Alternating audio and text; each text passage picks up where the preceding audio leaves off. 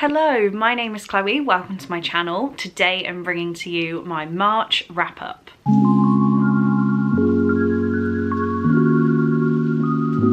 So I'm going to try and be concise in this video because I actually read 19 books in March, which is such an improvement for me. I'm so happy we are back to 2021, like sometime in 2022 level reading. Definitely didn't read this much in 2023 or at the start of this year. So yeah, really happy to be back up to such a high number. I read 8 more books than last month, which is madness. There were total pages of 6,758, which is a 79% increase on last month. Like, you can see how happy I am with these stats. I read on average 218 pages a day, which is up 68%. And the average length of the books I read was 356, which is only 4% higher, which shows that I was reading more books, but I was reading the same length books. So my reading really increased. Speaking of the books I read, 14 of those were physical books, 4 of those were audiobooks, and 1 of them was a graphic novel. And the ratings I gave were as follows. I had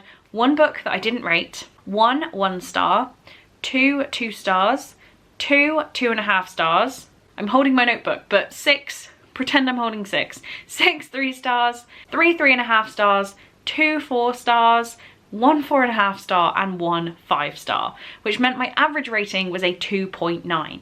So my average rating was in the toilet, but I read a lot of books. So starting from the bottom and working my way up, the 1 book that I didn't rate was Bloom by Kevin Panetta.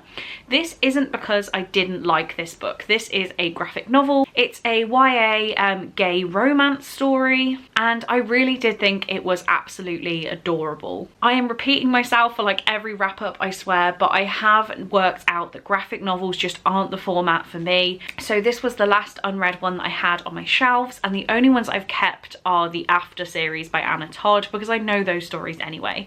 So this graphic novel was absolutely adorable, but it's just not the format for me when it comes to books.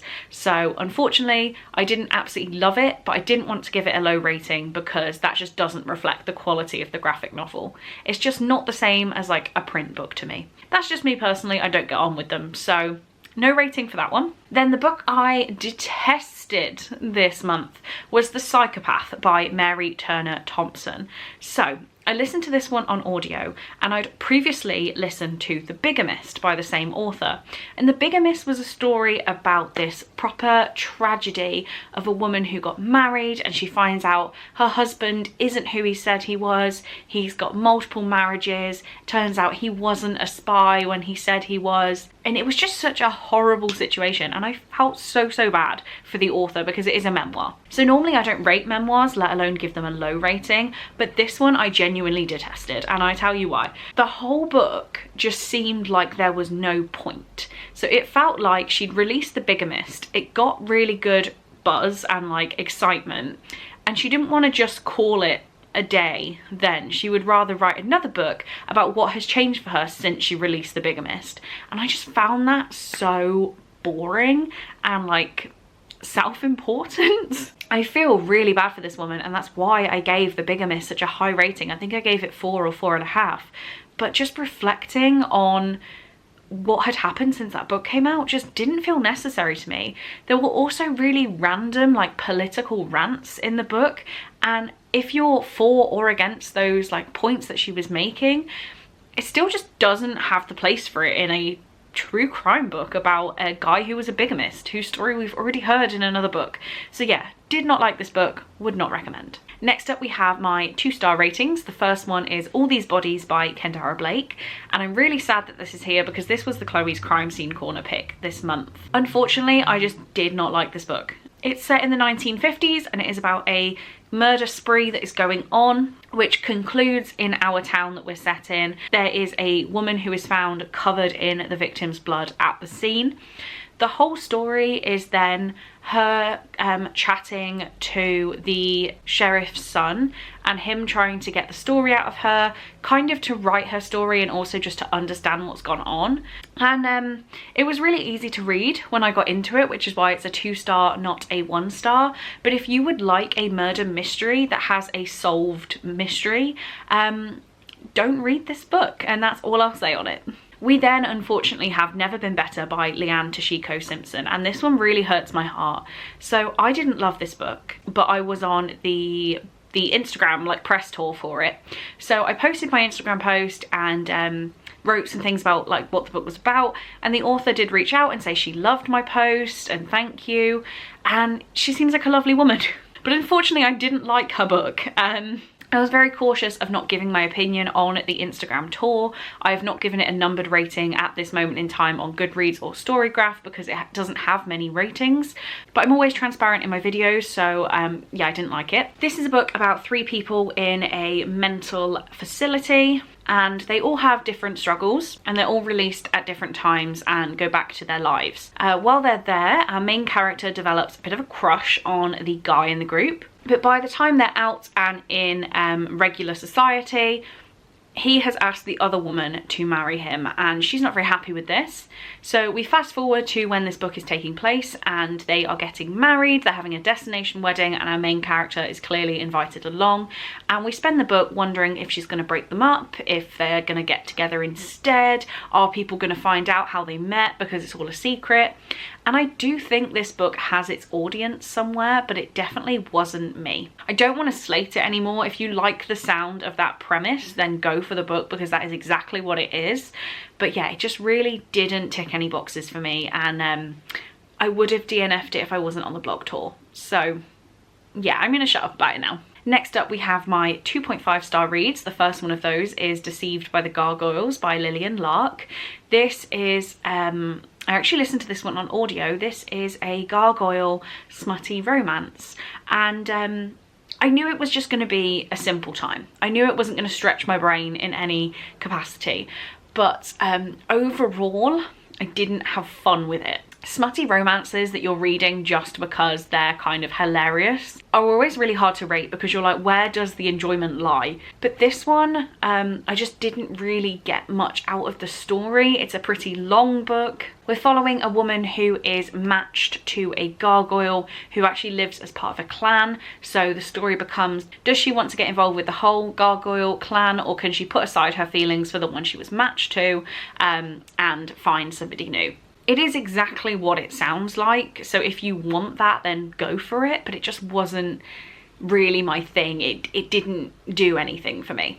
Next up, we have the first book I can actually hold up, fantastic, is Happy Endings by Thien Kim Lam, which I gave 2.5 stars. I didn't like this book, unfortunately. So this one is about Trixie, and Trixie and her boyfriend Andre split up 2 years ago and he dumped her using a post-it note. Trixie has now moved across the country, and who does she bump into but Andre, and he is willing to give it another shot. She's in some sort of like sales company where she's selling sex toys, and yeah, the smut in this felt very clinical. Very, very clinical, which is one thing you don't want in a romance. I really wasn't also invested in the relationships between the characters, and all of the friendships felt really cringy and performative. So yeah, overall, I didn't like this. I mean, a 3-star book is a fine book to me, as we all know, so 2.5 is just shy of fine.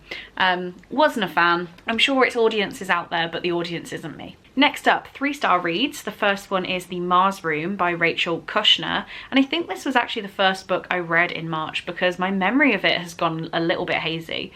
So I did listen to this one via audio, and this is about a woman who has gone to prison, and she's telling us our story of how she got there, and I would say that's probably it. We are just really learning the story of how she got to be in jail and any injustices she thinks that she faced to get to that point. I did like it. I mean, seriously, I've given it 3 stars, so I've obviously put that down and gone, okay, that was fine. But yeah, looking back, I can't really remember much about this one. So yeah, didn't leave a lasting impact. Next up, one that I did enjoy, it just didn't really tick all the boxes for me, is Vera Wong's Unsolicited Advice for Murderers by Jessie Sutanto. This is from the author of Dial A for Aunties, which I did find funny, but I didn't love it, and that's exactly the same as this one. So this one did make me like chuckle out loud while I was reading it, but it's just not something I need to hold on to forever. So we're following Vera, who runs a tea shop, and one day she goes downstairs to find a dead body on her floor. The police tell her that it wasn't a murder, but she thinks that they're completely wrong, and she starts conducting her own murder investigation. If you liked Dial A for Aunties, then definitely give this a go because it is very similar vibes. And as I said, I did like it, but it just didn't really wow me. So this one I thought was going to annoy people, but when I put it out in the weekly reading vlog, people were like, Chloe, it's okay. I didn't like it either. I gave 3 stars to The Invisible Life of Addie LaRue by V.E. Schwab. Yeah, I didn't really like this book. So this is an incredibly hyped fantasy book, and I finally read it and I didn't feel anything. So I actually thought it was too long. It definitely could have gone without about 200 pages, maybe 200 pages less. It could have been a 5-star for me. Like, I really don't know. But I just got very, very bored very quickly. With that awful things I've said, the writing was beautiful. So that's how I get to a 3-star with could have put it down, but God, the writing was beautiful. 3 stars. Another 3 stars where I got exactly what I thought I was gonna get is Barbarian. Do you know I used to complain about the cars outside? Now my only complaint is my neighbour who likes to slam the communal door that we have outside our front doors, and it's interrupting my filming today. So if he could stop, that'd be great. And I know he can hear this because I can hear him. Anyway, God, pull myself together. Barbarian Mine by Ruby Dixon. This is book 4, I think, yes, 4 in the Ice Planet Barbarian series. And it's exactly what it says on the tin. We have continued with smutty aliens. We're still having a good time with them. We're actually learning some more about their family dynamics and family relationships, which who knew that was going to happen. But yeah, a completely fine romance with some blue aliens in it. 3 stars. Next up, one I'm really sad I didn't love is Bookish and the Beast by Ashley Poston. So I gave this 3 stars. If you've been following my struggles with reading this series, I gave Geekerella 4.5 to 5 stars. I then gave The Princess and the Fangirl 2 stars, and I've come out at a 3 for Bookish and the Beast. This one just really didn't knock my socks off. So we've got a sort of loose retelling of Beauty and the Beast, clearly, with a young girl stumbling upon the house of the actor from the Starfield movies. All of the books are linked through this Starfield, definitely not Star Wars, but feels like Star Wars series. And yeah, she stumbles into his house and damages some property, so she needs to work to pay off her debt. It was, I'm gonna say it was completely fine. And that's all I really have to say about this book. So it gets 3 stars because I'm like, yeah, it was fine. Move on. The final 3-star read I had was Kissing Emma by Shappi Khorsandi, and this one makes me so upset.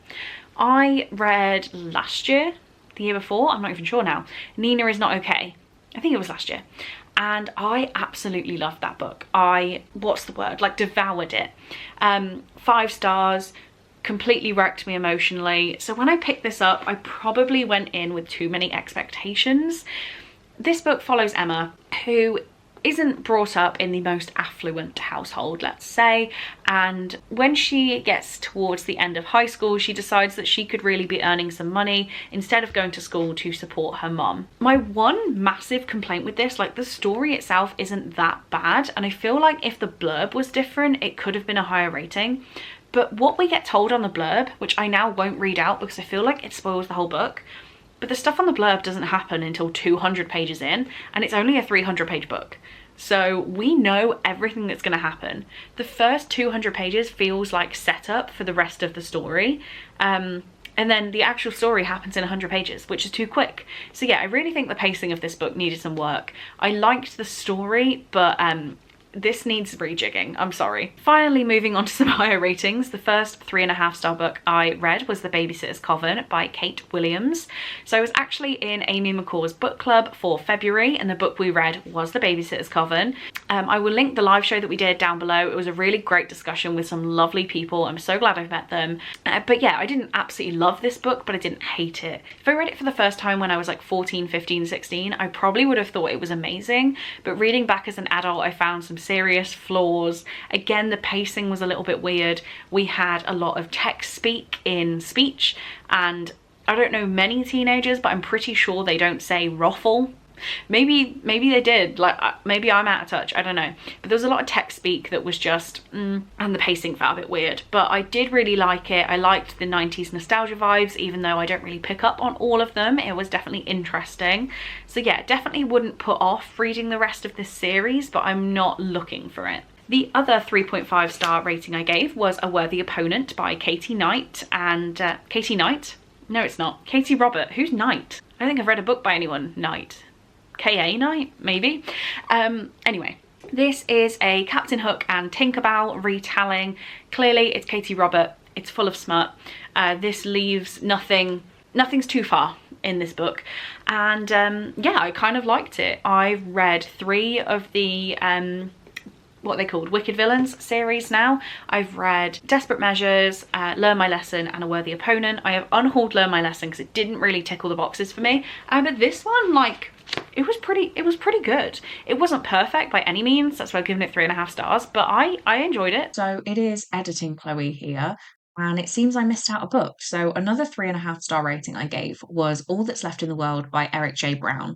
I won't talk about this too much because I'm not on camera, but I will say I did enjoy this book. It is a YA post-apocalyptic dystopian novel, and I thought it was really good. It was really interesting. We're following 2 teenage boys as they journey across America, not knowing if there's anything for them at the end of the journey. I would recommend it. It was a little cute story with some really scary topics like the end of the world, but I think it could have been made a little bit more scary if potentially we had some zombies. So that's what I was looking for that I didn't get, but I would recommend this book. It was a fun time. And then on to 4 stars, we had a little bit more luck with The Haunting of Ashburn House by Darcy Coates, which was the February Chloe's Crime Scene Corner read. So I just read it a little bit late. This is a completely solid ghost story. I struggle with horror because I feel like I struggle to actually get scared by a book.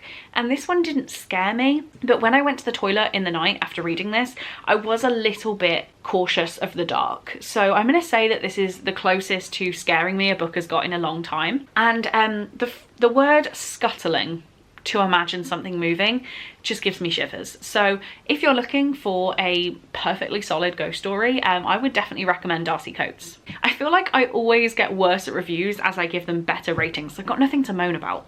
So the other 4-star book I read last month was Magnolia Parks by Jessa Hastings. I will not claim that this is the best thing ever written.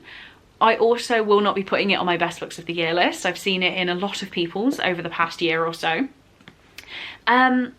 This as a book was dreadful. It's so incredibly immature. The language is so easy that it hurts. But I gave it 4 stars because I had a really good time.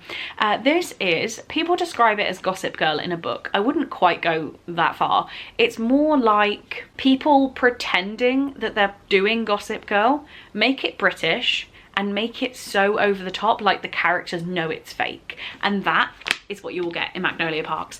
This is a 500-page, I'm not even gonna call it a romance. It's a 500-page contemporary story about Magnolia and BJ, who were friends as kids. They fell into a relationship. He cheats on her. She doesn't want to forgive him. He wants forgiveness. Occasionally she forgives him and then decides not to again. And it's just complete back and forth in the most immature way. And yeah, I ate it up and I can't wait to read the rest of the series. I wouldn't recommend it, but like I'm gonna keep reading. And finally, we just have the 4.5 star read and the 5-star read left to go. And I wonder if you guys have worked out what's missing. So the 4.5 star read is Air of Fire by Sarah J Maas. This is the 3rd book for the Trash for Mass along. And yeah, I've definitely upped my rating on this. So the first time I read it, I gave it a 3-star and I've upped it all the way to a 4.5. It did take me most of the month to read it and to get the drive to like dig back into the fantasy world, but I'm really glad I finished it off. I did really like it by the end. I probably could have given it a 5-star, but I just didn't because of how long it took me to finish it. So it wasn't like absolutely perfect, but after reading more fantasy since I read it the first time, I understood a lot of things more, I paid more attention, and yeah, I definitely enjoyed it a lot more than the first time. So the live show for this will be the Tuesday after you are watching this video, if you're watching it when it goes live. So make sure you head over there and see what me and Ali have to say about this. I will leave the link down in the description. Okay, we almost made it through without the battery dying. I have one book left to show you and it just cut out. So the 5-star read I had in February, and I'm kind of disappointed that there hasn't been more, but it's okay, we have one. It just won't go on my favourites of the year because it's a reread and a continuation in a series. I gave 5 stars to Crown of Midnight. This happened in March, not in February. So the highest rated books of this month were books 2 and 3 of the Throne of Glass series. I won't talk too much about my feelings on this because I did do the whole live show with Ali right at the start of the month, so if you're interested to know what I think in detail, I will link that down below. But this one, I'm pretty sure I gave it 4.5 stars the first time and I upped it to a 5. I'm sure I can find faults in this, but it's just such feel-good fantasy fun that I loved it.